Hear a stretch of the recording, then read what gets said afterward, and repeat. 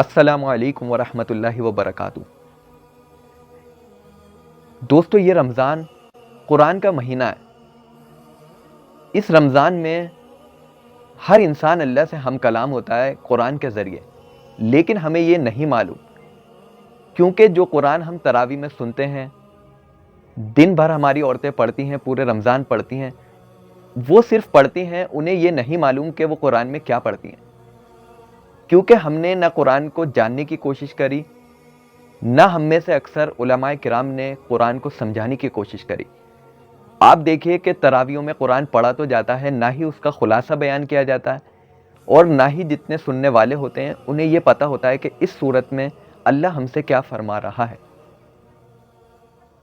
دوستو، یہ وہ غلطی ہے جو ہم جان بوجھ کر رہے ہیں، کیونکہ قرآن کا صرف پڑھنا اور سننا مقصود نہیں ہے، بلکہ سمجھنا مقصود ہے۔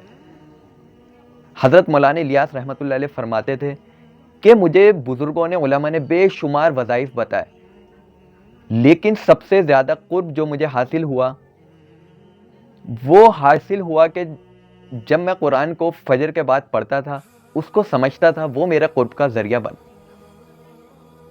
تو دوستو، سب سے پہلے جب ہم رمضان میں قرآن کو پڑھیں تو صرف پڑھے ہی نہیں بلکہ سمجھے بھی۔ دیکھیں، جو مشرکین تھے وہ قرآن کو سن کر ایمان نہیں لائے، بلکہ وہ قرآن کو سمجھتے تھے، انہوں نے قرآن کی ہدایات کو سمجھا اور پھر وہ ایمان لائے۔ اور صحابہ کی بھی زبان تھی، اہل زبان تھے، حضور صلی اللہ علیہ وسلم کے صحبت یافتہ تھے، اس لیے انہیں قرآن سمجھ میں آتا تھا۔ آج ہم ہر چیز سمجھنے کی کوشش کرتے ہیں، لیکن یہ امت مسلمہ قرآن کو سمجھنے کی کوشش نہیں کرتی۔ آپ دیکھیں کہ رمضان میں کیا ہوگا کہ عصر کے بعد فضائل اعمال منتخب حدیث کے درس ہوں گے۔ دیکھیں، قرآن اس وقت جو موقع ہے وہ امت کو قرآن سے جوڑنے کا موقع ہے۔ اس رمضان کو ہمیں نکلنے نہیں دینا، امت کو قرآن سے جوڑنا ہے، درسی نظام قائم ہو۔ صبح قرآن ہم مختصر سا ترجمہ کر سکتے ہیں، مختصر سی تشریح کر سکتے ہیں، جو ہم صورتیں پڑھتے ہیں مختصر کر کے لوگوں کو سمجھا سکتے ہیں۔ آپ دیکھیے کہ جب سے میں نے ہوش و حواس سنبھالا ہے، میں اکثر مساجد میں دیکھتا ہوں کہ صرف فضائل اعمال ہوتی ہے، بلکہ جو رمضان کے متعلق بنیادی مسائل ہوتے ہیں وہ بھی امت کو نہیں بتائے جاتے۔ اگر کسی نے روزے کے متعلق عالم سے کوئی مسئلہ پتہ کر لیا تو انہوں نے بتا دیا، ورنہ وہ بھی نہیں بتائے جاتے۔ اور دوستو، تراویح کا تو یہ حال ہے کہ جہاں پر سب سے تیز قرآن پڑھا جاتا ہے، یعنی ایک بار ہماری قریب کی مسجد میں شبینہ ہو رہا تھا، تو کیا ہوا، میں 27 شب کی تراویح پڑھ رہا تھا، تو میں اوپر گیا، تو میں 10 منٹ کھڑا رہا، صرف مولانا کی یعلمون تعلمون کے سوا کوئی آواز سمجھ میں، کوئی حرف سمجھ میں نہیں آ رہا تھا، اور پڑھے جا رہے ہیں، ایسا پڑھ رہے ہیں کہ کچھ سمجھ میں ہی نہیں آ رہا۔ تو آج کل لوگ تو وہاں تراویح پڑھنا زیادہ پسند کرتے ہیں جہاں ان کے مطابق تراویح ہو، جلدی ہو، اور کم سے کم دنوں میں ختم ہو جائے، 5 دن، 10 دن، 15 دن۔ اور عالم جو ہیں بیچارے ہمارے حفاظ کرام، وہ یہ سوچتے ہیں کہ ہمیں جہاں سے زیادہ پیسہ ملے گا، جہاں پر سب سے زیادہ تاجر ہوں گے اور جہاں پر سب سے زیادہ جلدی سننے والے ہوں گے، ہم وہاں پر تراویح پڑھائیں گے۔ تو دوستو، قرآن جو رمضان میں نازل ہوا، آپ یہ دیکھیے، اللہ نے سورہ بقرہ آیت نمبر 185 میں فرمایا، یعنی اللہ رمضان کی اہمیت اور قرآن کی اہمیت اس آیت میں بتا رہا ہے کہ قرآن کتنی مقدس کتاب ہے جس کو اللہ نے رمضان میں نازل کیا۔ اس قرآن کے نزول سے آپ کو اس مہینے کی اہمیت پتہ لگے گی، یعنی یہ مہینہ اتنا بابرکت ہے، اتنی رحمت والا ہے کہ اللہ نے اس مہینے میں قرآن کو اتارا، اور قرآن کی عظمت کی وجہ سے اس مہینے کی قدر و قیمت اور زیادہ بڑھ گئی۔ آپ دیکھیے کیا فرمایا اللہ نے، رمضان کا مہینہ وہ مہینہ ہے جس میں قرآن نازل کیا گیا، جو لوگوں کے لیے سراپا ہدایت ہے اور ایسی روشن نشانیوں کی حامل ہے جو صحیح راستہ دکھاتی ہے اور حق اور باطل کے درمیان فیصلہ کر دیتی ہے۔ یعنی یہ قرآن ایک ایسی کتاب ہے جو آپ کو حق اور باطل کے بیچ میں فرق دکھاتی ہے، حق اور باطل کے بیچ میں فیصلہ کرتی ہے، اور یہ ایک روشن دلیل ہے، یعنی اس میں اللہ نے روشن دلائل انسان کے لیے رکھے ہیں جس کو انسان سمجھے اور اس پر عمل کرے۔ دوستو اب ہم میں سے اکثر علماء کا کہنا یہ ہے،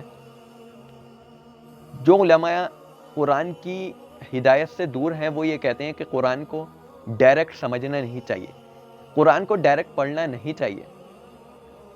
اب آپ ان سے کہیے، آپ ہمیں بتائیے کہ ہم قرآن کو کیسے سمجھیں، تو وہ کہتے ہیں علماء کی صحبت میں رہ کر سمجھیں۔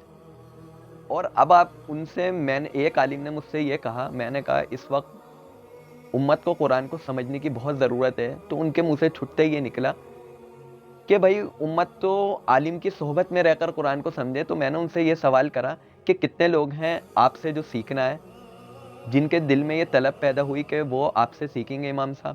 تو وہ چپ ہو گئے۔ تو دیکھیے دوستو، اس وقت قرآن کو سمجھنے کی اور اپنے گھر والوں کو سمجھانے کی بہت سخت ضرورت ہے۔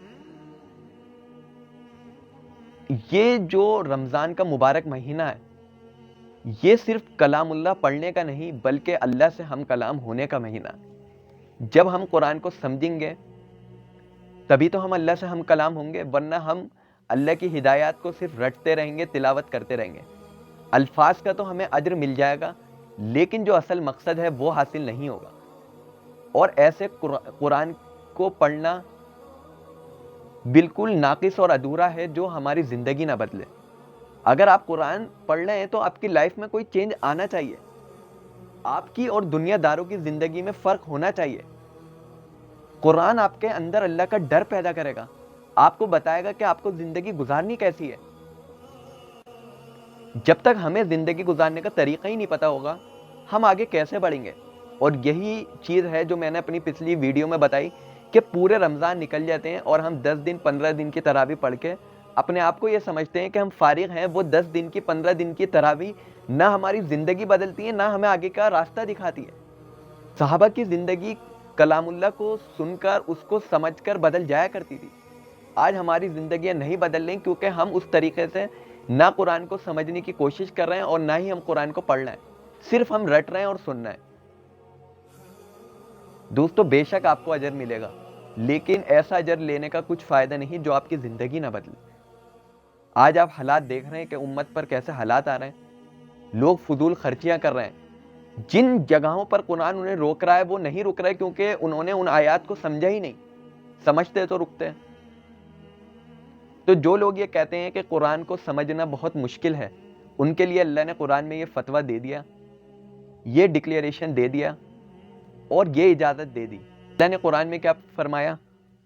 سورۃ القمر آیت نمبر 32۔ حقیقت یہ ہے کہ ہم نے قرآن کو آسان کر دیا نصیحت حاصل کرنے والوں کے لیے، یعنی اللہ نے نصیحت جو حاصل کرنا چاہتا ہے اس کے لیے اس قرآن کو آسان کر دیا۔ ہے کوئی نصیحت حاصل کرنے والا؟ اب ہم کہتے ہیں کہ قرآن مشکل ترین کتاب ہے، یعنی جس نے اس دنیا کا نظام بنایا، ہم اس سے زیادہ بہتر سمجھنے والے ہیں کہ یہ قرآن ایک مشکل کتاب ہے۔ عجیب و غریب بات ہے۔ یعنی جو انسان کو چلانے والی گائیڈنس بک تھی اس کو تو ہم نے پشے پس ڈال دیا، اور جو انسانوں کی لکھی ہوئی کتاب ہیں ان کے مساجد سے درس دیے جا رہے ہیں۔ نہ سمجھ میں آنے والی بات ہے۔ تراویحیں ہوتی ہیں، لوگوں کو پتہ ہی نہیں سورہ فاتحہ کا کیا مطلب ہے، سورہ اخلاص کا کیا مطلب ہے۔ سورہ بقرہ انہوں نے پڑھ لی، انہیں سود کے احکام نہیں پتہ۔ سورہ نساء انہوں نے پڑھ لی، انہیں ازدواجی زندگی کے مسائل نہیں پتہ۔ عجیب و غریب بات ہے۔ تو دوستو یہی وجہ ہے جو آج مسلمان دنیا میں پٹتا اور بھٹکتا پھر رہا ہے نا، اس کی یہی وجہ ہے کہ مسلمان آج قرآن سے دور ہے۔ عبداللہ بن عمر رضی اللہ عنہ فرماتے ہیں، اللہ کے رسول نے فرمایا کہ ابن آدم کے دلوں پر زنگ لگتا ہے جس طرح پانی سے لوہے پر زنگ لگتا ہے۔ تو عرض کیا، یا رسول اللہ اس زنگ کو ہٹانے کا کیا ذریعہ، کیا طریقہ ہے؟ تو اللہ کے رسول نے فرمایا، موت کو کثرت سے یاد کرنا اور قرآن کو پڑھنا۔ اب جن جن جگہوں پہ تلاوت ہے تو لوگ کیا کرتے ہیں، سوچتے ہیں قرآن کو خوب، اب اکثر یہ ہے کہ علماء قرآن کی تلاوت کرتے ہیں۔ تو دیکھیے دوستو، علماء کا عربی پر عبور حاصل ہوتا ہے۔ جیسے کہ میں سورہ فاتحہ، سورہ اخلاص یا سورہ بقرہ پڑھوں گا تو میں جب پڑھوں گا تو میرے سمجھ میں آئے گی، کیونکہ میں عربی کو جانتا ہوں۔ میں عربی میں قرآن شریف سمجھ کر پڑھتا ہوں، قرآن کو سمجھ کر پڑھتا ہوں۔ تو مجھے یہ نہیں کہ اگر میں عربی کا قرآن بھی اٹھا لوں گا تو میرے سمجھ میں آئے گا۔ لیکن آپ لوگوں کو اپنے دل سے یہ سوچنا چاہیے کہ آپ بغیر سمجھے قرآن پڑھ رہے ہیں تو اللہ کیا آپ سے یہ چاہتا ہے کہ آپ اس کی گائیڈنس بک کو صرف تلاوت کر کے چلے جائیں، نہ آپ اس کو سمجھ رہے ہیں، نہ اپنی زندگی میں اپلائی کر رہے ہیں؟ تو دوستو میں یہ امید کرتا ہوں آپ اس رمضان میں قرآن کو سمجھ کر پڑھیں گے، اور جتنے بھی آپ پارے تراویح میں پڑھیں گے اس کو سمجھیں گے، اور آپ اپنے جو حفاظ ہیں، آپ کی مسجد کے امام ہیں، ان سے یہ درخواست کریں کہ وہ آپ کو قرآن کو سمجھائیں، وہ جو تراویح میں پڑھائیں اس کا خلاصہ کلام بیان کریں، خلاصہ بیان کریں، تبھی فائدہ۔ ورنہ جس طریقے سے اور رمضان ہم سے رخصت ہو گئے، یہ بھی رمضان ہم سے رخصت ہو جائے گا اور ہمیں کچھ حاصل نہیں ہوگا۔ اجر تو ملے گا دوستو، ایسے اجر لینے کا کچھ فائدہ نہیں جو آپ کی زندگی نہ بدلے، پھر آپ گناہ بھری زندگی گزارو گے، کیونکہ آپ کو یہی نہیں پتا کہ اللہ کی طرف سے قرآن میں کیا قانون نازل ہوئے ہیں، کہاں اللہ نے ہمیں چلنے کے لیے کہا ہے اور کہاں ہمیں رکنے کے لیے کہا ہے۔